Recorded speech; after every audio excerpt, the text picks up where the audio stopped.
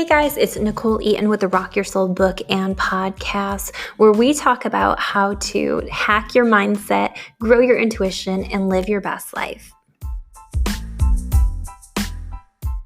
Welcome back to another episode of the Rock Your Soul book and podcast. I'm your host, Nichole Eaton, author of the book, Rock Your Soul, the Down-to-Earth Guide to Mastering Your Mind and Soul Therapist. And I'm so excited today to be joined by Intuitive Holly Hughes. Welcome, Holly. Thank you so much for having me. I'm very excited to be here today. I'm so excited. Can you tell everybody a little bit just about what you do? Sure. I'm an intuitive healer. And for me, what that really means is that I use all of my gifts of connection, which are like all the clairs, clairaudient, clairsentient, blah, blah, blah. And I'm an empath.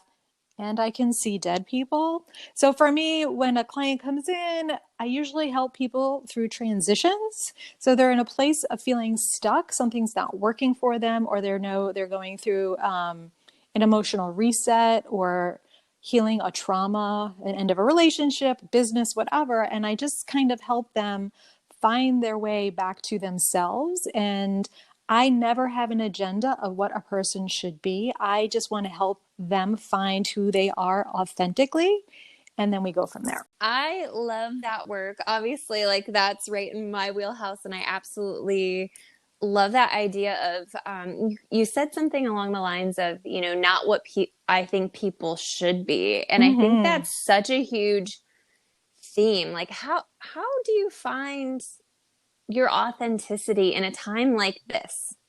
Yeah, that is a fascinating question, because even when you're talking to me about how do we do it during this awesome year called 2020, I have goosebumps from the top of my body, and I'm not even lying. I think it's been really hard. I think for me personally, as an empath, the beginning of the year was like when COVID first happened and we shut everything down. I was devastated. I couldn't really move. I was exhausted. I felt the fear was overwhelming. And then everything, honestly, with Black Lives Matter, when I have so many BIPOC friends, and I'm like saying this, I'm tearing up. It's just, I couldn't imagine the fear on top of fear that they were living. That is their daily life. And that even though I didn't know or don't think I have any negativity or prejudice, I just shut up and listened. I really spent a lot of time trying to support my friends, because I've gone through hard things in my life where someone who really means well says something that is devastating. And sometimes it's just important to be quiet. And when I got quiet, I realized there's something going on with me right now. So let me find out what's not serving me anymore and what is. And it took me a couple of weeks to kind of get back into where I was, to get out of being sad and feeling powerless, thinking back into like, here I am. I put myself out there. Brene Brown's favorite Teddy Roosevelt, quote, get in the arena. And I was like, I'm in the arena. And if I can help one person right now, let me go back to doing that. And not about me being able to do that, but meaning, let me help pull someone else out of a bad space. So I think that's it. I think the world right now also doesn't know what authenticity is. I think they've forgotten, because there's a filter for that. Like, this is my authentic filter, and this is how beautiful I look on Instagram. And I think we're just so afraid of what is real, because it means being, raw and vulnerable, but it also means being empowered and a leader. So I think it all depends on what you look like. When clients come in and talk about like what they want, I always like to lead with, I like people with edges. I really do, right? Like, I'm not perfect. I like to drop the F-bomb. I mean, I don't sit on a mountain, right? I'm a woman, a mother, a whatever. I'm all of those things. And, sometimes I'm bitchy and I'm okay with that. So I don't want a client, or I don't want anyone in my circle who feels that authentic always is nice. I don't think so. That's good. I like that. That was a lot. I don't think you have to be mean. I just think honesty is a lost art. And I also think we have to have so much more forgiveness in people because you can't just hate someone. It's so easy to hate right now. It's like trending. Hashtag hating. It's trending. But Yeah, I for sure. think people have to remember that we're human. We're more than one thing. And instead of always going in search of what makes you feel better, being authentic doesn't always do that. The journey of healing is kind of like challenging sometimes, right? The whole growing pains thing. So it's okay to be uncomfortable. It's okay to go through that. There's people like you, like me, who help people with that. And then when you get to the other side, I think greater compassion is possible and still have an edge. I love that. And I love the idea of just one of the things that I definitely push in my practice is like honesty. And honesty also is just it is what it is. And it doesn't have to be we got into an age of like good vibes only. Mm-hmm. And that's not a bad thing to push and work towards a higher vibration or feeling good. But a lot of what happened during that time period is it became unacceptable to be sad, or it became unacceptable, or you're wrong, or you're there was like almost a tabooness to feeling through anger or feeling through injustice, and so it's almost like all of these honest emotions got buried under this spiritual bypassing of like good vibes only. So I think I love that you said authentic doesn't equal nice. It just is kind of a processing of these different emotions and being honest about, sometimes I'm bitchy, sometimes I'm having a bad day, sometimes I'm irritable. I love it. Sometimes I like to take a nap between 3 and 4. I mean, like that's like my favorite. But, I think it is important also to figure out like what works for you. Like what works for me. I'm a little older than some people now, so it probably won't work for you, but I have the insight to know what I'll put up with and what I won't. And I still make mistakes, right? Like because I think I'm writing this book right now, and there's a big part of like when I talk about figuring out what is authentic, like are you who your family wants you to be? Are you being who society says you need to be? Like, are you fitting a role within your friend circle? And is there some part of you inside that's nagging and unhappy? Because that's the part of you that's real and needs to come out. And you'll never really be happy or fulfilled just by pleasing other people. You can be really busy that way, and people hide in busyness. And you Yeah. might feel good helping someone, but what happens when that person outgrows your help? I've been saying this for a while now, that I really feel that this year and this time period is so intentional. It's slowing everybody down. Because we've lost a lot of excuse to be busy. And then when we're not busy, we have to face stuff. Yeah, is there anything that you face that you don't like, or like that you were like surprised that showed up? For me, this time period has been sorting through the energy of the collective that's been Mm. so fearful. So for me, it's been okay, what is my energy on its own versus what is my energy when I'm caught up with people who are talking about fear, or who are talking about the news, or who are talking about the injustice, and how do I stand firm in my energy and bring it back to people who are in that state of fear, rather than absorb the fear itself? Does that make sense? Absolutely. That's the same thing I've been struggling with. It's so hard when you're bombarded 24/7 from all these people's agendas of fear. I think there is definitely an agenda of fear right now. Oh, 100%. Yeah, And I I'm like, I absolutely don't know how agree. you crack that one, honestly, except for it to be the light. And like even just like talking to you now, like your brightness and your hope and your positivity. And like I feel like you're probably a good cook too. But like all of that is Thanks. like what you bring. You bring a nourishment. That's the word I would use, right? Like whoever's listening to you gets a nourishment for their thoughts, feelings, emotions in their soul. And like that's amazing. I'm curious if you have any tips for the empaths, because I know a lot of Mm-hmm. my clients are empathic. A lot of, and even me, who I've been doing this work for, gosh, I mean, almost a decade now. And I can still feel sometimes in the morning when I wake up and I'm not totally in my energy. Like, what tips do you have for somebody who is empathic, who's trying not to get lowered by the energy that's the world right now? Yeah, that is going to be totally multi-layered. I think for me lately, honestly, the past month, I wake up and the first thing I do is I say thank you about something. Yeah. I really do. I'm like, thank you for my health. And I know it sounds like so simple, but I realized it, I guess it goes back to like the old adage about gratitude, be grateful, be grateful. But I think you have to really bring it home to something small and intimate. And it doesn't have to be a great, huge thing. It could just be like, hey, I'm, grateful my kid didn't wake me up at 5, or I'm grateful Yes. that the internet is up, like whatever. Like I just think a little bit of happiness, and then I am a big believer of figuring out, like taking the time to figure out what's yours and what's not yours. So, like, my morning routine is I have a child, and to get them up and sorted and ready for school. And I don't really handle much of my business until then. I've now intentionally really do my best not even to go to my phone. Amazing, right? Before I do that, because Yes. I was like, Yeah. I want her to be a priority, and I don't want to set the example of that whatever stupid emails, not stupid, whatever emails I got aren't as important as like just setting her day up so she can be successful, especially with, online learning and all that awesome stuff that's going on.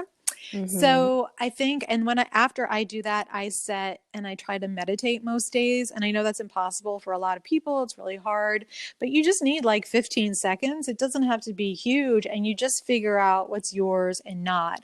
And when you, as an empath, usually can feel the grief or sadness on something, right? You can feel the heaviness on your body. Like talking to you, I feel that you feel it in your head, neck, and shoulders on the right side.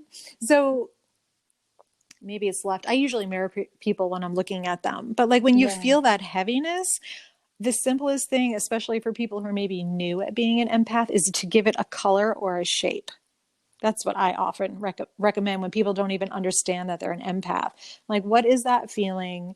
Is it like, because it's Halloween, we'll make it black, right? Is it a black and orange thing? And if so, just pull it out in front of you, and you can just ask it, are you mine or are you someone else's? And if you could pull it off you pretty quick, it's someone else's. And Yeah. I Yep. just let it go. Literally, I always ask that it be sent back to the person it belongs to. And if they can't handle it, that it be held in a safe space until they can. I And then I I love ask, that. Yeah. yeah, and then I ask for healing in whatever space that thing was occupying that is still mine. So some days the fear stuff is really intense and it's a slow day for me. And then I just kind of have to go along with, it's not going to be an achieving day for me, that's the hardest part for me, because I used to be type A plus, and now I think I'm type A minus, B plus. Like I like goals. I love ticking off boxes. I did this today, I did this. I am so good that way. But with the world and all of those emotions, especially as an empath, it could be a rest day. I actually, yesterday, I realized I didn't have a lot to do till later in the evening. And I was like, you know what? I'm just going to sit and watch a show. Like, I What don't did know you the last watch? time. What did you Oh my watch? gosh. I got really obsessed with the home edit. Oh, I don't know that. Oh, it's about people who organize. I just like clean space, and I'm not. It's so funny because I'm type B 100%. I don't have much of a type A, but I love aesthetic. So I just love the feel of things when they're like In order. visually in order. Yes. But I would prefer someone do that for me. But at the end of the day, but the home edit is so addicting. So yeah, if you like organization and stuff, you'll Are you kidding? My closet is done by color. yeah. So they do a lot of like blues, and they do like a rainbow and zoning and anyway. So it's definitely a type A dream, but yeah, I think giving yourself permission to rest and giving yourself permission to have those days. And I would say, like, give yourself that day and then start over tomorrow. Like, what do you need to do to set yourself up to be in a better energy tomorrow? Do you need a good night's sleep? Do you need some Right. tea before bed? Do you need a good meditation before bed? But I think it's so important. And I love what you said about just pulling that energy out and examining it and asking it. And I find too, even sometimes when I just give myself time to go within, because mornings are busy, and especially if you have children, it's really hard to, find the space and the energy and the quiet time to pull your energy back in. To even have the ability to say, okay, am I just caught in this emotion and this energy, or can I just say, okay, so what's mine and what's not? Absolutely. The other like it's trick that I do honestly is I'm a big believer of salt baths, but Oh, like my who fave. has the time for a bath right now? Like I don't know. Do you have privacy? I don't know. Especially again if you're like a working mom or a mom right now. I just think there's so much more pressure. There's even more on our plate. So whoever is the caretaker dealing with home and children and everything and no one leaving and trying to usually make it all better for everybody. I Mhm. have a cup of salt of Epsom salts. I like a eucalyptus one personally, and I bring it into the shower and I like a scrub brush and I put it on my scrub brush with my soap every day. Ooh, that's good. So it's like the I love a my good bath. cheap way, right? To just scrub it. Yeah, just to scrub it off.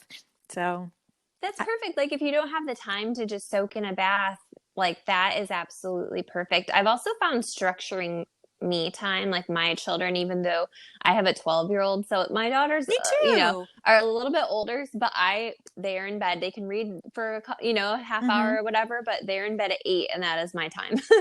And so I think Wow, getting you get them to bed at 8? Oh my Oh, God. and I always have because I need that cutoff where I'm able to be me. I'm able to take care of myself. Like I need that cutoff. And they can quietly read for a half hour or 45 minutes for my older one. But, just setting really good boundaries up for yourself within your family, especially right now, I think is so important in finding that time for yourself. But I love that. I love your cheat way though, because there are weeks where, it's been a whole week and we've got soccer games and late dinners and, Yeah, it's a little crazy. So I love being able to, the thought of just scrubbing that on you. I mean, I love it. salt is such a good bouncer. I'm always like, all right, and take whatever is not mine off and wash it away, or take all my whatever feelings, whatever off and wash it away, the big wash it away. And I'm going to save anyone from making the mistake that I did. I tried putting my salt inside my liquid soap, like dispenser. It ruined the soap. You can't do it that way. You Oh have to, you no. Oops. actually have to like put it on separate because otherwise it makes the soap do weird things. And I was like, well, experiment fail. That's awesome. I think Noted. actually boundaries right now are huge because everyone who is again trying to help take care and manage things, boundaries make I'm noticing people feel guilty for taking the time Yes. that they need to be like, leave me alone. Like, just leave me alone. My family knows when I tell you to leave me alone, it's not because I don't love you. It's that I just need literally to be left alone. I don't need to help you find anything. I don't need you to help you make a sandwich. I don't need to do I don't have to find your sock. Your homework is yours. Like, I'm just like, it's mine. Bye. I call it going in my hole. I'm like, I'm going to go in my hole right now and I'll see you later. Yeah. It's so And they necessary give it though, to me. because And they know if they don't, that it's bad. yeah. But Well, that's that edge I thing. think But it's it's important to know. It's kind of like when the world was open, Thursday night was my dance night. And I would drive almost an hour to get to my dance class. And I would be grumpy the whole way there in traffic, whatever. And the minute I got there and heard the drums and saw my friends and did my thing, I was overjoyed. It didn't matter how long it took me to get home. And when I don't go on Thursday night, I'm annoyed. so we wanted to talk about you had mentioned like you were like super type A plus. How does somebody get from, feeling that need to be perfect or that need to have things in order? How do you step away from that? What are some things that happened for you, or what were some aha moments that kind of forced you out of that? That is such a good question. And that is so much of like the book that I wrote is about, because it's about being authentic. And I go through, it's probably a lot memoir and like help just to guide people, but it really is about, so I was type A. I lived in LA for 18 years. I was in film and television. I produced stuff. I worked on things. And I think when I was younger, all I ever wanted to do was write. I wanted to be a writer. My mom's a painter. My dad's a chemical engineer. When I got older, I was like, I should take over my dad's company, but I didn't do really well in AP chemistry, so that didn't happen. I just was like a people pleaser is part of the environment that I grew up in. My dad is an alcoholic. He's in recovery right now, but my that was what I grew up in. Art and Yeah. make things better and be smart and whatever. And my reaction to all of that was be excellent. Like, if I didn't get amazing grades, I felt guilty. If I didn't succeed, I felt awful. And I guess really looking back, it was my coping mechanism, my way of trying to control my environment. So I also didn't really believe in my own talent. I didn't have self-esteem at all, funny enough. I used to read things, I'm an Aquarius, that about Uh-huh. Aquarians that would say, your free thinkers don't give us a box, which is true unless I could tick it off. But your ego is as fragile as a robin's egg. And I think when people meet me, because I appear to be an extrovert, although I'm actually an expressive introvert, like I love meeting people and learning new things, and then I need to go hide and kind of recharge and do my stuff. But people would see the personality and how much I talk with my hands and my face, and how I could be loud and I like to laugh, and they'll be like, "Oh, you also must have a big ego." And it wasn't. I just like to surround myself with people who I thought had the talent that I had not yet claimed for myself. I didn't Ah, own any of my gifts. I thought they were around me and I didn't think I measured up, honestly. Um, and I went to LA, and when you're in the film and television business, it's kind of full of people who feel the same way, right? So yeah, it's yeah. everyone who needs exterior gratification and gratitude, and you need people to pay attention to you and all of that. And I got really good, because it was the dynamic I grew up in helping other people like look good. And I had my starter marriage. I married a really sad person, and I thought if I loved him enough, I could make him happy. And it was through that experience, and I lost my home again. So I lost my home at 17 to a fire, and I lost my home again in the Northridge earthquake. And I had Wow. nothing. And I was in a relationship that was going nowhere. And he was awful to me. He was very verbally and emotionally abusive. And I just thought I could take it. That was my attitude about everything. I could take it. I could take it. But the truth is, I couldn't. And I was at work one day and I was producing, like, do you remember Red Shoe Diaries? I don't. Yeah, it's probably because I'm older. Anyway, there used to be like Red Shoe Diaries on like HBO and Cinemax, and I was producing one of those, and the art director came up to me and she said, "Do you know it every day at 3 o'clock you cry?" And I was really pissed that she said that to me. I was like, I don't even know that I like you in my head. And I said, no, I don't. And she's like, well, I've noticed every day at 3 o'clock you cry. And she handed me a card, and it was for a therapist. Oh, wow. Oh, And wow. I was like pissed, because that's how I responded to everything.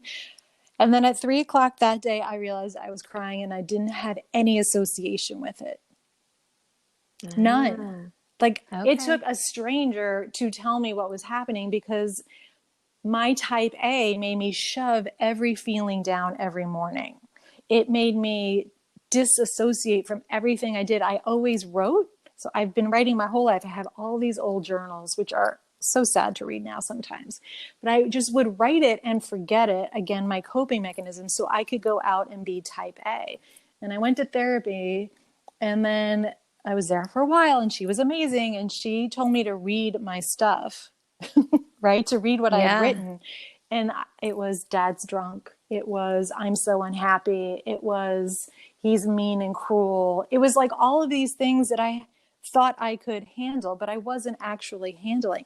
I was completely disconnected from my gifts, because I had to ignore my body, my spiritual stuff telling me where I wasn't good, wasn't right for me.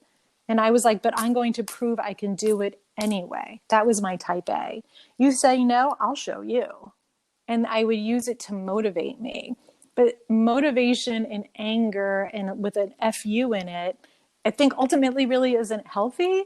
So it took really having that first marriage and having the courage to know that everything that I thought I should be or wanted to be wasn't actually good for me. And then I had to start unwinding that. And it took years, honestly. It took me like 5 years, I think, from that point to like get back on, to get on the path that brought me to here. So I'm guessing I should have gone through all of that. I believe that, right? I learned so much through all of that. Yeah. But it really was, I was so type A because I was going to do what needed to get done, but it was never what needed to get done for me. Yeah, it was the showpiece, right? I always think perfectionism is kind of the showpiece of look what I can do to be accepted, to be loved, to be, approved and validated. And I think it's so hard. And I love that. And I'm so grateful that you told that story because that's so beautifully vulnerable. And I think it's so important because I think from a lot of people, if not everyone, at some point, they realize that they've gone through life in a specific manner and then it kind of clicks in one day of but that's not really who I am or who I want to be, and then it's the process of undoing and uncovering and uh just giving yourself that permission to explore and play and learn more about yourself. 100%. I remember having a conversation with my father, and I had called him because he came from nothing and built a company and a business. And like, it was extraordinary what he did. I mean, insanely extraordinary. I don't even know if these things can exist nowadays, but especially because it's not internet based, it's chemicals, right? So I was like, I called him and I was like, I believe I got my work ethic from him. He worked long ass hours. He busted his ass. He used his anger as fuel to propel him. And I called Yeah. him one day and I just said, I can't do it. I can't do what you did. I can't be as successful as you the way you did it. It's killing me. Like, even saying that now, my eyes are like kind of watering because it's true. It felt like a failure, but it's also the thing that set me free. Now I have to say, like, that's why right now I have to make effort to put my phone away because those tendencies creep in, right? Like, I want to do everything possible to do the best that I can, right? And Yeah. then I have to remember, well, 24/7, that's ridiculous, right? Like, I have to remember to try new things and I put the phone down. Like, I really try by 8 o'clock at night to like not answer things or respond to things because what do you really need my answer at 8 o'clock at night? You kind of don't. We're just so conditioned to do it, right? Like, we're all Pavlov's dog. It dinged. Oh my God, let me go there. Let me do that. On Sundays, I try to put my phone away for like longer than that. I'm not always successful, but it's really what I try to do. And when I do it, I'm so much happier. I'm so much happier. So, I think disconnecting from the social stuff gives you the ability to more so connect to your present life, to your present self. I'm a huge, like, I'll put my phone away for half the day, especially if I'm in a creative vibe, or on the weekends, I'll try to disconnect. And it's so good for me. Like, and I think especially for empaths, because if you think of, scrolling through social media on top of, I know you mentioned Social Dilemma in one of your posts, so I know you've watched that, but mhm. on top of all of that piece, you're also pulling energy from everybody you're reading about, connecting with. And there's just a lot of crap right now that you don't need to pull into your present day or your present moment or your present energy. And I think that's tricky. Yeah. I think that's an awesome way to say it. I think, and I haven't even thought of it that way personally, that you're pulling fear off the internet, right? You're pulling Yeah. other people's agenda. And then let's talk about the big one, envy. Oh my Oh, God. big time. Big time envy. How do they have 10,000 followers? How do they have 200,000 likes on something? I don't know. I don't know how it works. I'm not the best at that, but so what? Like, does it really make you happy? Because there's all those people who are even younger, like early 20s and teenagers who have all these followers. And then there's like a pressure to keep up Ah, yeah. a persona and a personality. And what happens when you outgrow it? It goes back to like what we were saying before about I was this person and now I'm that. I like to tell clients, like, I'm a big believer, don't get married before you're 30. Live with someone, but please don't get married. And Yeah. that's because you don't play with the same dolls, when you're 4 as you're 6. And you're not going to want to play with the same toys when you're 14. I really think your 20s, especially women, I'm going to speak to people who identify as women, is that's an exploratory time in your life. And it is going through exactly what I went through. Am I what my family wants me to be? Are these choices the things that will really make me happy? Do I want to see the world because the world is going to be open again soon, I hope? Do I want to try a different career? What is it that makes me fulfilled? Because you can't be in a committed relationship and not know yourself and think it's going to succeed. I think it's just so important to spend time with yourself. And I love that, like, the idea of just disconnecting from everybody else. But I know for me, like, even with my business, I've run my business intuitively of where I feel called to post or feel called to create a course or feel called to connect with different groups of people. And it's always worked for me. But there are times where I'm on social media and I see people doing things in kind of a patterned way or a Mm-hmm. marketing kind of way. And I'm like, man, maybe I'm not doing things right, And I know that that's not what works for me into like to my core. I know that, but there's still that part of me that's like seeing it and creating that comparison. And it's really hard, even as somebody who I guess knows themselves, to not get caught up in there. 100%. Same thing with me. I was like, wow, that page is all nice. It's so not me. I also, it goes back to that perfectionism thing that you said too. Like anything that's that perfect, what are you hiding? Yeah. Like if it's that curated, right?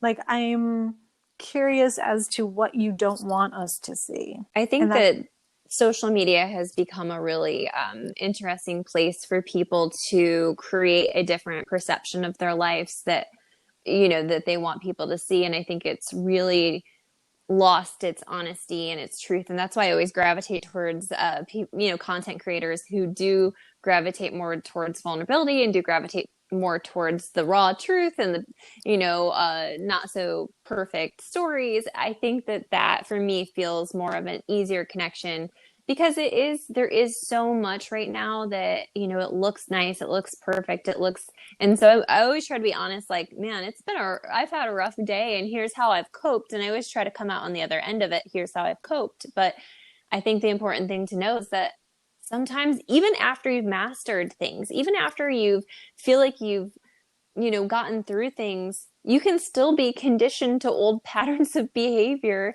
that your energy can naturally drift back into. And so it's not the process of never getting to that low point, it's the process of not staying there. yeah, absolutely. Absolutely. I think it's kind of funny.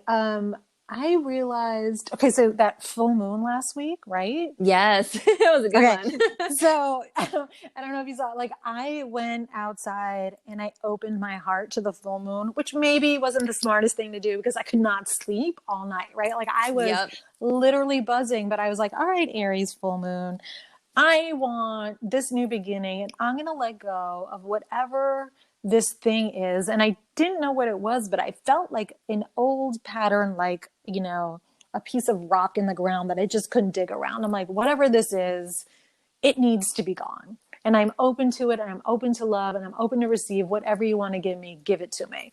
And then my body started shaking and then I was up most of the night. And then I realized the last part of my type A personality that I didn't even have awareness that was really holding me back instead of helping.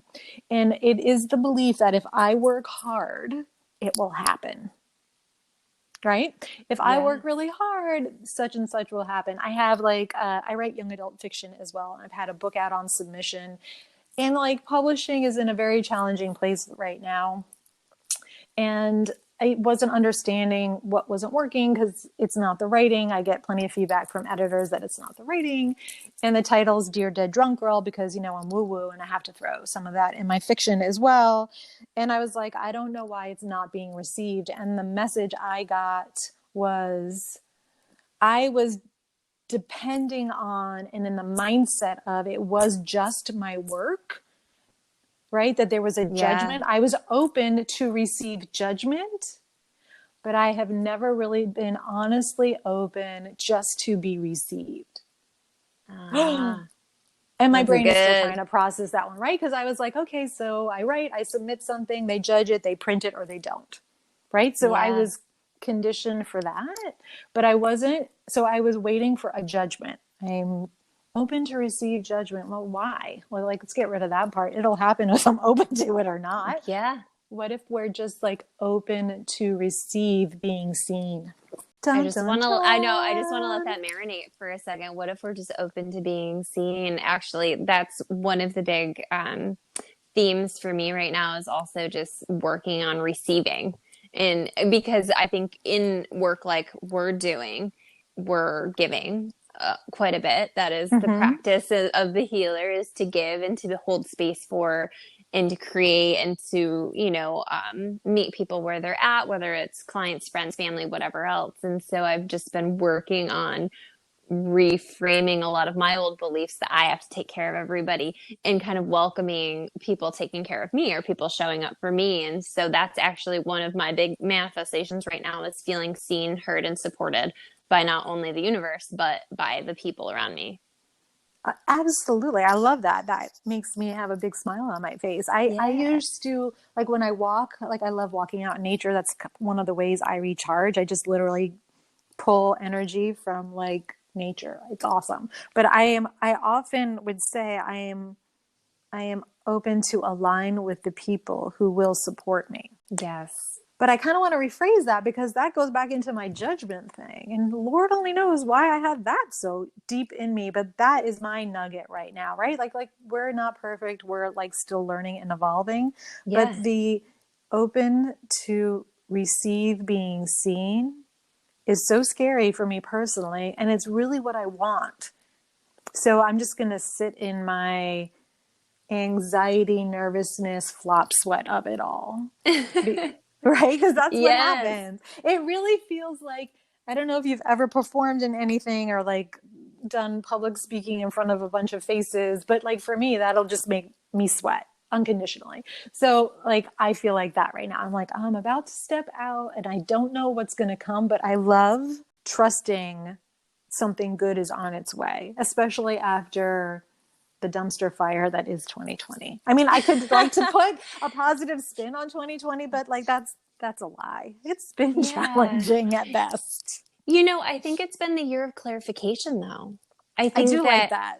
I think it's been the year of people are getting really clear about what they want, what they're willing to deal with, what a lot of things have misshapen, or they've had to find different ways to run their businesses or different ways to approach their partners. Or like I think that there's been so much just stripping down to the basics of 2020, whether that's your lifestyle, whether that's your person, whether that's your relationships. Like, I think that it's been so, and I even think like universal government type stuff, like we're getting really clear about what's not working in every area of our life. Like, as much as 2020 has been an absolute dumpster fire, I totally second that. I think it's been so important, and I think it's one of those years that we're going to like soulfully look back on and remember. Because I know like a lot of people have made huge changes in their life that they wouldn't have made if it weren't for the pressurizing of 2020. Mm. How do you think we're going to help clear the fear and shift it to hope? Oh, I was kind of hoping more people would watch Social Dilemma.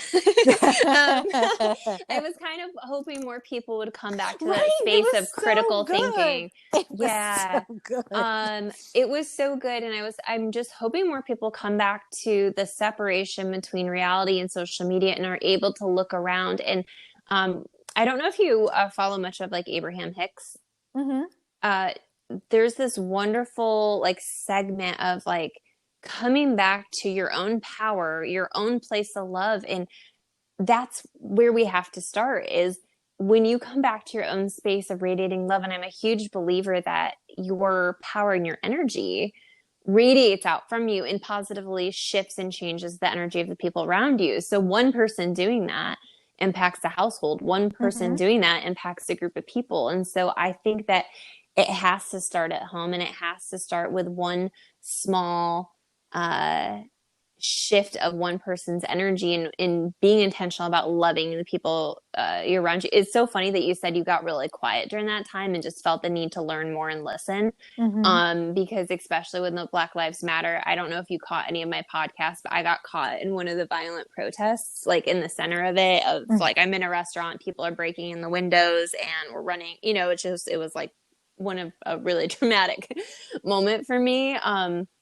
So I had to take some time to just sit with that and process how I felt about the whole situation. And I got very quiet too, and I just felt called to learn more and to understand more. And so I think there's just these, periods that are going to clarify, and that you as a person have to figure out what's authentic to you, work through the pieces that aren't. Mm-hmm. And I think it kind of all comes back to finding your place of love, like finding your God spark, your energy that connects to every single other person on this planet. And I know that's a big ask to say that everyone can do that, but I really feel like if we're intentional about it, if we start that, I don't know, it's like lighting a match and allowing it to light other matches. I agree. Like that's my favorite metaphor. You can light an entire blackout warehouse if you light one match. You'll see it. You will Yeah. see that light no matter where you are. I really believe that everyone has the capacity to let go of the fear controlling them, but it requires a little bravery. Yeah. And sometimes it means that you might lose relationships or friends or whatever, because a lot of people use hate and anger as a motivation. Yeah. It binds them in this, for me, is a very sticky energetic, right, and it's Mm-hmm. just fear, and the fear likes it that way. But I do believe that if everyone would just like take a breath and turn things off for a while and just like look at the people around them, like Yes. honestly, like just get smaller, right? Like we're like amazing. We have a world wide web, but like when you are in your community, you can like fulfill a need. Maybe you can volunteer somewhere. Maybe you can help someone like at the grocery store, lift it. Like any small kindness will have a ripple. And I think if everyone did one small kindness every week, if that seems overwhelming, once a month, but really a small kindness doesn't mean, it doesn't have to be a grand gesture. It just has to be courtesy and kindness. You can tell someone they look good that day. When you can ask if someone's okay. Like you can check in beyond what is your internal bubble and dialogue. Because when we make up all these stories, we don't really know what's going on. And when you check in, it might be totally different than what you thought. Yeah. I love that. I actually had chills while you were talking about it because it feels so right to me. And I just hope that people really, really hear that message and really just start to begin to practicing it. And I do think it does come with shutting down a little bit with the World Wide Web connection, and Mm-hmm. just absolutely getting present in your community. And one of the things that, I used to work in social services once upon a time. And, I just remember being kind of in the lowest of the lows with some people who were also in the lowest of the lows. And I just remember making eye contact with this woman, and she was like, "You're the first person who I felt seen by all day." And I just think that eye contact, just Mm. saying hello, noticing people, allowing people to feel seen, because I think the masks also kind of feel like we're in our own little worlds too, that connection isn't as prevalent, so we might have to work a little harder at it. But just making people feel like they're there, like a lot, like just see people and make sure you share that. And I think that being that light, being that kindness, just say, "Hey, hope you're having a good day." Like little things mean so much. And it's so underestimated. And so I think it does come with shutting down a little bit before we branch back out, because right now, like the social dilemma says, we're just being fed our own thoughts in different ways. Mm-hmm. And if, a belief is just a thought that we keep repeating and finding evidence for, then we're developing thoughts that aren't always functional and aren't always true based off of social media. And that's terrible and sad. And, and we can do better, I think, as a community, as a species, even. Yeah, I mean, it was like back in the day when I was in college, I wanted to be a TV producer, right? Of news, though, right? So, like, I was always fascinated by the process of getting two sides of the story and being able to present it in a package for news, within 30 seconds or a minute or two. Like, attention spans were longer back in the day when it snowed all the time and I had to go uphill to school. And I think what boggles my mind as a person now is that news is even spun for personality, because only angry, outrageous noise, something that will get a reaction out of people, like trends, right? But Yeah. news used to be, this is side A, this is side B, and here's the information, and we're just going to leave it. It Yep. doesn't exist like that anymore. It's Yeah. like, this one's an idiot. No, this one's the real idiot. And this is how we project it. So it does, so that what we're saying is true. I get every week, a couple times a week, a list of editors looking for news stories, right? I'm on that. And if I could pull up what it was at the beginning of COVID, of the beginning of the riots, of Breonna Taylor, of all of that, and it was news completely shaped by that narrative of pain, and only if you Mm-hmm. could contribute to the pain would we publish you. Yeah. It, Oh, it, yeah. it was, I made me stop writing. I was like, I can't be part of that. And that's again why I like shut down. I'm like, obviously it's a time for different voices, and we all need to be listening, but we don't need to only listen to a narrative of pain, because that's just trauma. Like for me, like Absolutely. if people are just experiencing it, I don't want to shut them down. That's not what I'm saying. But like for me, I shouldn't be contributing to that part of it, right? Like Yeah. maybe that was my time to listen. But for me, especially as an empath, as I'm going to guess for you, that being bombarded by trauma doesn't help me empathize. I don't know if it helps the world heal. Yes, that's the And right way to I don't say know it. if it helps people shift out of just staying in I just don't know if it moves forward. It's not a forward movement energy. It's a stuck energy. And so I think that that's where we're talking earlier about the powerlessness and the hopelessness and Mm-hmm. all of those feelings of sadness. And I think when we can't get past a particular narrative to try something different, to move in a different way. And I think that's where we get, stuck. So yeah, I mean, as an empath, I don't watch the news. I just can't, I'm because with you on that one. I'm like, there's nothing for me there that is, if I always say, if I need to know about it in personal world, I will hear about it. I'll connect with the right people who will tell it to me. And I just believe that. And I think that's how the world used to function and seem to be doing a little bit better, mm-hmm. in some regard. But, I think that if you can I love the idea of making it smaller, making your world a little bit smaller, just so you can be present in it, see the people around you, love the people around you. That's huge. Yeah, I think that's the best way to start healing from everything.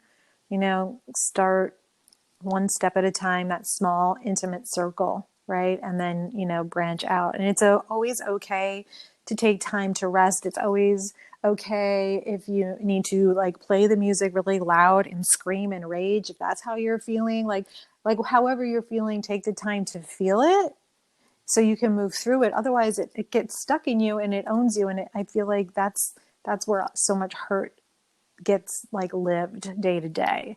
And then when we reach out and help someone, you're like, oh, wow, I can make a difference. It's not as bad, or that made me feel better, or I helped some other person. That feels good. Yes. Oh, I'm so glad I had you on today. I'm so glad. I'm like, oh my God, Thank I'm you just yammering. I so. just love talking to you. Yes, it's so mutual, and we'll have to come to a close. But like, let people know how they can find you. I know you have a free session giveaway currently. Can you tell everyone where they can Yeah, find you and about that? on my Instagram once a month. Since the pandemic, I realized not everyone can afford to do everything, and I wanted to make sure that anyone who was like looking for any kind of intuitive help, that they could get it. So every month, at the beginning of the month, which is going on now, you go to my Instagram page, and then you just have to just like the post, tag a friend, and follow me. And then on Wednesday of this week at 8 o'clock, I will announce the winner. The winners are always picked at random through a random number generator, because I like to be fair. I have this big thing about fairness. And then I hope to be able to help some people. The people who I've won so far have been amazing, and I feel so blessed to be able to give that gift right now. I love that. And what was your Instagram account Oh my handle? God, that is so funny. I'm Holly Hughes Intuitive on Instagram. I think it's Holly_Hughes_intuitive. Awesome. Well, thank you again, Holly. This has been so much fun, and I'm so grateful for you. Make sure you like and follow Holly. She's giving away another free session, and you're going to want to get in on that. And thank you again for listening to the Rock Your Soul podcast. We'll be back next week. Thank you so much for listening to the Rock Your Soul book and podcast.